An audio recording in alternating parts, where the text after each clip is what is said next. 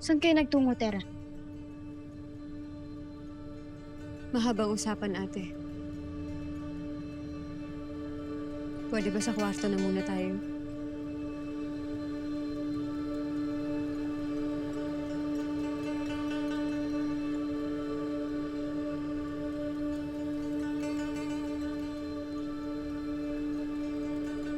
Naway tunay ngang nagbago ka na, Dea.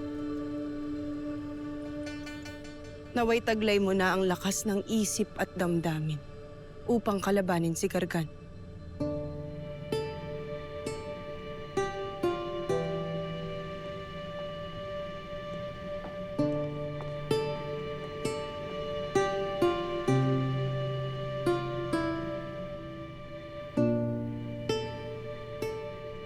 Ipagpaumanhin mo na ang pag-init ng ulo ni Flamara, Dea. Tama ang kanyang tinuran, Adamus. Ako ay naging mahina. At ang kahinaang iyon ay hindi lamang nagpahamak sa atin, kung hindi magpapahamak rin sa mga madadamay pa sa kasamaan ni Gargan at ng aking mga magulang. Nakita mo rin ang iyong mga magulang kung saan dinala ang iyong Iftre. Oo, Adamus. Dinala ako ni Gargan sa Miniave. Kung saan ipinakita niya sa akin ang simple, payak at tahimik na buhay kasama ang aking mga magulang. Noong nito'y hindi pa sinasakop ni Mitena. Ikaw ba? Saan niya dinala ang iyong Iftre? At ano ang iyong kahinaang pinaglaruan ni Gargan? Oltre, Dea.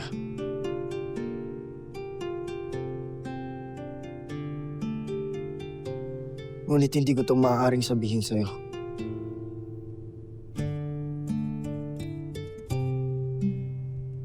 Kung gayon ay maiiwan na muna kita, Adamus.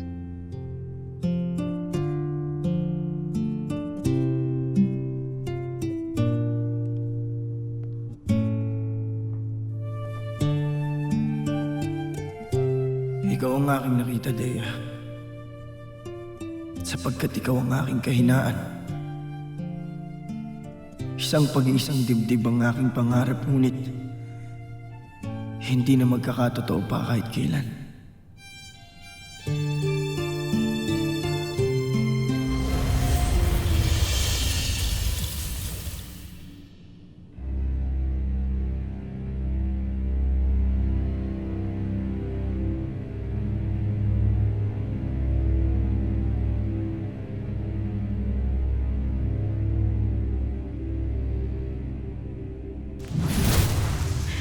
Alena, bigo pa rin kami mahanap si Mitena.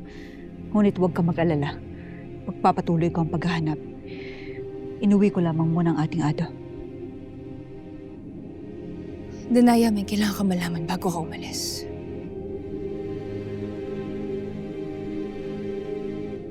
Hindi nga si Hagor ng ating bihag. Kung hindi si Pirena. Alena, pati ba naman ikaw ay naniniwala? Napatunayan ko na siya nga ang ating kapatid, Danaya. Nangangahulugan na malaya si Hagorn at maaaring magkasama sila ni Mitena ngayon. Kung ganun huwag mo pa rin pakawalan ng warka. Pagkat magtutuos pa rin kami ni Pirena, sa sandaling mahuli ko si Hagorn at si Mitena. Napakawalan ko na siya, Danaya. Kasalukuyan siyang tumutulong sa atin upang mahanap si Hagorn. Bakit mo siya pinakawalan? Batid mo na malaki ang kasalanan sa akin ni Pirena. Danaya, higit na malaki ang suliranin ngayon. Nasa panganib ang buong Encantadia dahil kay Mitena at kay Hagorn. Kaya nararapat lamang na magtulungan tayong lahat. Hindi ako hihingi ng tulong sa traidor kong kapatid. Danaya! Basta't kikilos ako nang hindi ako makipagtulungan sa kanya. At papatunayan ko sa'yo na hindi mo kakailanganin ng tulong ni Pirena. Danaya,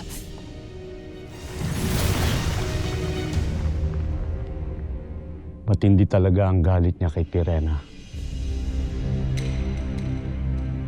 Galit na maaaring magbatak-batak muli sa aming magkakapatid.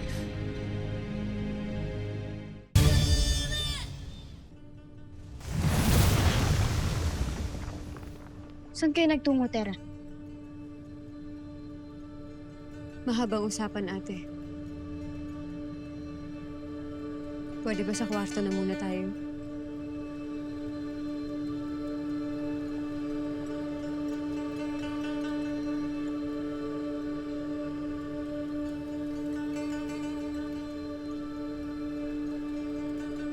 Naway tunay ngang nagbago ka na, Dea. Naway taglay mo na ang lakas ng isip at damdamin upang kalabanin si Gargan.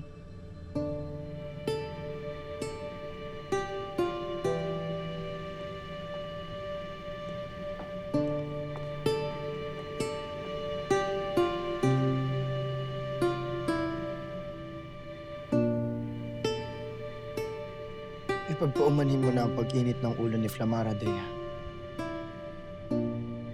Tama ang kanyang tinuran, Adamus. Ako ay naging mahina.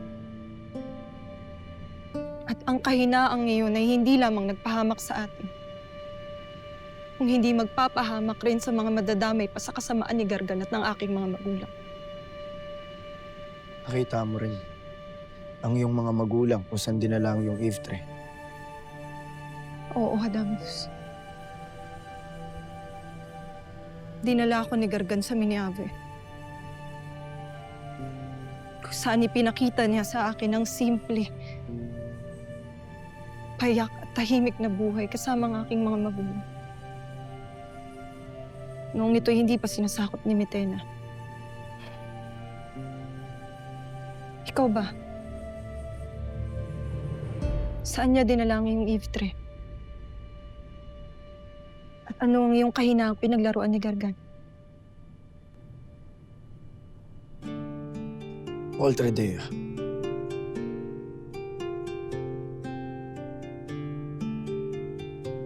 Ngunit hindi ko itong maaaring sabihin sa'yo.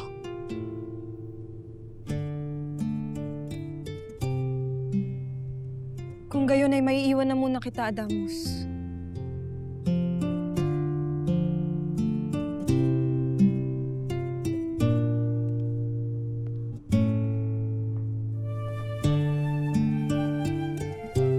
Ikaw ang aking nakita, Dea.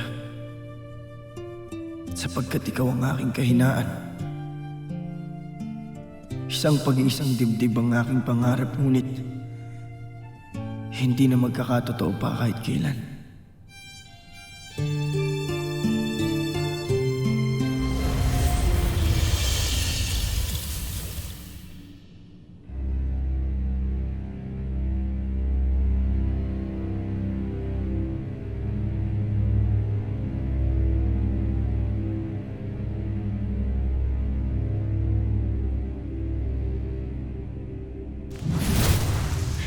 Alena, bigo pa rin kami mahanap si Mitena. Ngunit huwag ka mag-alala. Magpapatuloy ko ang paghahanap. Inuwi ko lamang muna ang ating ado. Danaya, may kailangan ka malaman bago ka umalis.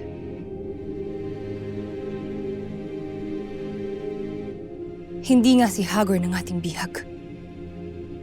Kung hindi si Pirena. Alena, pati ba naman ikaw ay naniniwala? Napatunayan ko na siya nga ang ating kapatid, Danaya. Nangangahulugan na malaya si Hagorn at maaaring magkasama sila ni Mitena ngayon. Kung ganun eh, huwag mo pa rin pakawalan ng warka. Pagkat magtutuos pa rin kami ni Pirena, sa sandaling mahuli ko si Hagorn at si Mitena. Napakawalan ko na siya, Danaya. Kasalukuyan siyang tumutulong sa atin upang mahanap si Hagorn. Bakit mo siya pinakawalan? Batid mo na malaki ang kasalanan sa akin ni Pirena. Danaya, higit na malaki ang suliranin ngayon. Nasa panganib ang buong Encantadia dahil kay Mitena at kay Hagorn. Kaya nararapat lamang na magtulungan tayong lahat. Hindi ako hihingi ng tulong sa traidor kong kapatid. Danaya! Basta't kikilos ako nang hindi ako makipagtulungan sa kanya. At papatunayan ko sa'yo na hindi mo kakailanganin ng tulong ni Pirena. Danaya,